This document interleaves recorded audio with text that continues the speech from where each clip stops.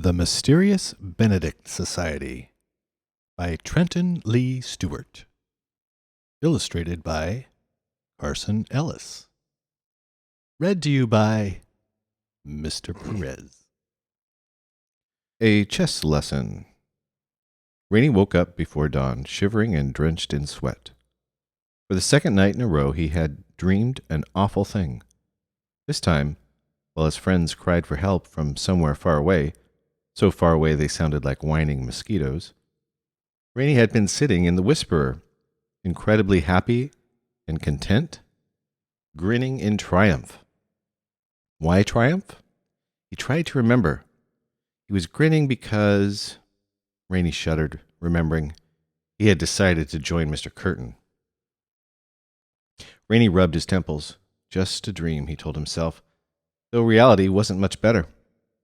Nor did reality improve as the day unfolded. Classes, meals, study time, all passed in an unpleasant blur as Reynie struggled to come up with a plan. For the first time since he'd set foot on Nomanson Island, he was dreading the meeting of the Mysterious Benedict Society that night. He had no idea what to do.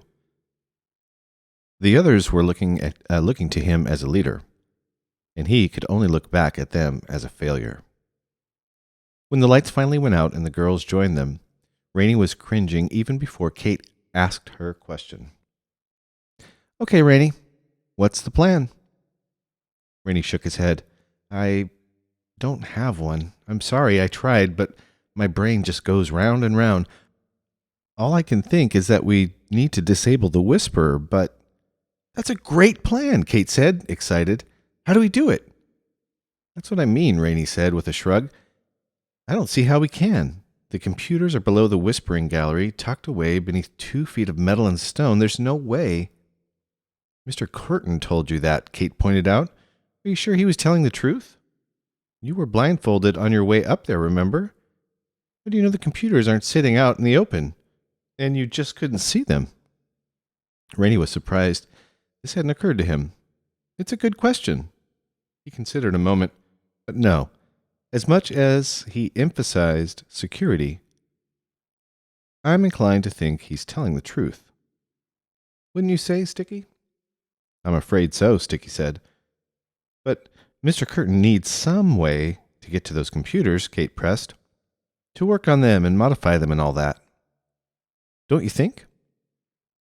Reynie went from being surprised to being mortified. Shouldn't he have thought of this? You're right, Kate.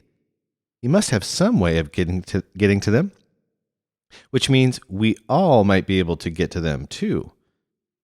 After all, we know the door codes now. "It couldn't hurt to take a peek," said Kate, standing up. "And the sooner the better. I'll go by myself. If I get caught, you 3 still might have a chance to figure something out. Now just tell me how to get there. I know I need to go through the secret entrance behind the Institute Control Building, but then what, Sticky?" Sticky felt a powerful urge to make up a lie, to protect the Whisperer. Unbelievable, he thought. He tried again, but again he felt the urge. Only by clenching his fists and speaking through gritted teeth did he manage to tell Kate the truth. "It's just down a short passage, then up the tower steps." "We need to go with you, though," Reynie said. "It's too dangerous alone." Kate waved him off. "I'll be fine. It's really a one-girl operation anyway." You shouldn't let her go alone, Reynie thought. She ought to have help. But when he opened his mouth to argue, he found nothing would come out. A fog seemed to have rolled into his mind, and on top of that, he felt bone-weary. He was tired, very tired, of always trying to do the right thing. Kate set her flashlight on the television. "You'll need this in case I get caught." If you get caught," Constance began. "Don't worry, I won't give up my friends," Kate snapped. "Good grief, Constance, it's the last thing I'd do." In a vexed tone, Constance said, "I was going to say, if you get caught, don't worry, we'll find a way to save you." They were all moved by this, especially Constance. who said it herself, and Kate patted Constance's shoulder. Sorry, Connie girl. Sometimes I forget you're not always a crab. Now let me take you back to the room. Reynie, Sticky, I'll let you know what I find out. Wish me luck. They wished her luck, and moments later, the girls were gone. With hardly a word between them, hardly even a glance, the two boys slipped into their beds. They often chatted a minute or two before dropping off to sleep, but now both were afraid of betraying how strongly the whisperer was affecting them. Betray, Reynie thought. It was an ugly word, an awful thought. But but as often happens with awful thoughts, he could not stop thinking it. Why hadn't he argued with Kate? He should have insisted he accompany her. Why hadn't he? Was it the broadcasts fogging his mind? Or was it that part of him that didn't want to stop Mr. Curtin? Reynie pressed his fists into his eyes. In his mind, he began composing a letter. Dear Miss Prumall, would you have ever thought I might choose a lie for the sake of my own happiness? Whisper's version of happiness is an illusion. It doesn't take away your fears. It only lies to you about them, makes you temporarily believe you don't have them. And I know it's a lie, but what a powerful one. Maybe I'm not who I always thought myself to be. Maybe I'm the sort of person who will do anything to hear what I want to believe. Reynie was crumbling, on the brink of despair. Mr. Benedict had expected him to be a leader to his friends, to be smart enough to devise a plan, to be brave. But he was no kind of leader at all, and he knew that now. Certainly not brave, and Mr. Benedict felt very far away indeed. More and more, Mr. Curtin seemed like a real man, and Mr. Benedict seemed like a memory from a dream. And Miss Purmall, the only person who had always treated him kindly, had become an imaginary reader to whom he wrote imaginary letters. What has happened to you? He thought.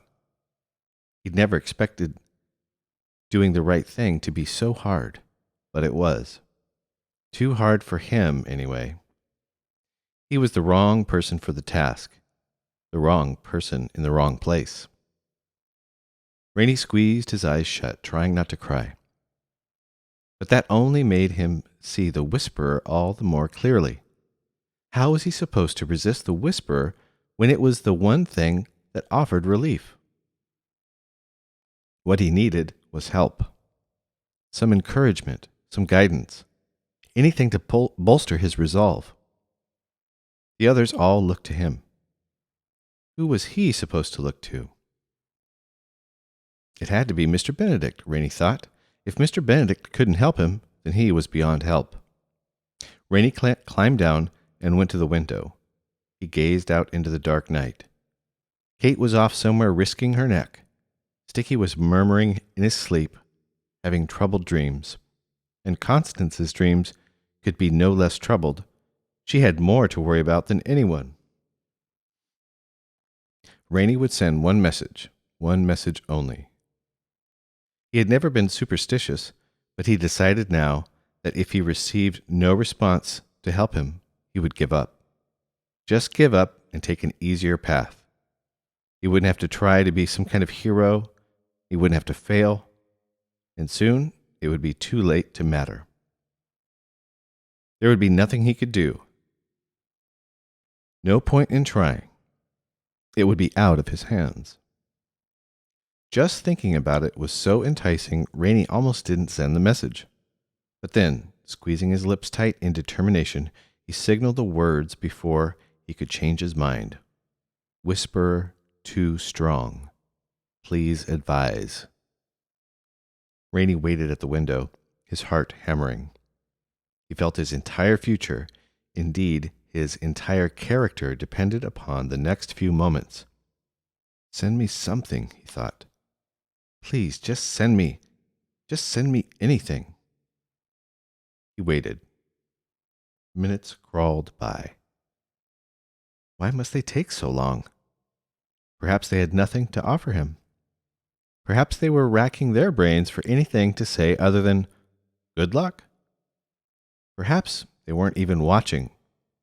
Perhaps the recruiters had found them. Reynie couldn't know the reason, but the reason had hardly mattered. What mattered was the empty night. I can't believe this is it, Reynie thought, with the strangest mixture of despair and relief. But this was it. It was all over. He was just turning from the window when he saw a distant flash, a pinprick of light among the trees on the mainland shore.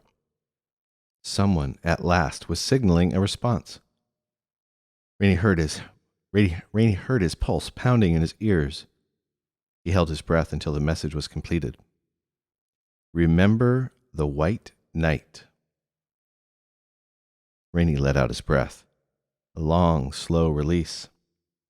He didn't have to think very hard to know what Mr. Benedict meant by that.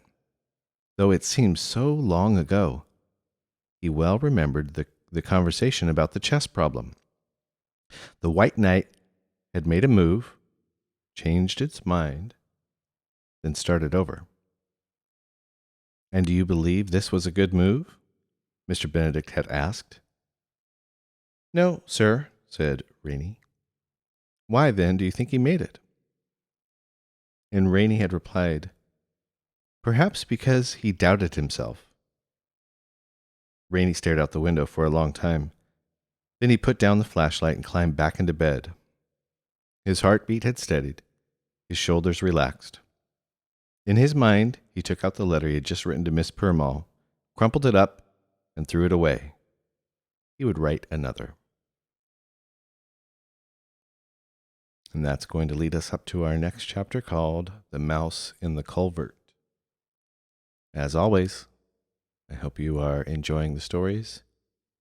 You are staying safe, being kind and patient to your family members. Until we meet again, take care.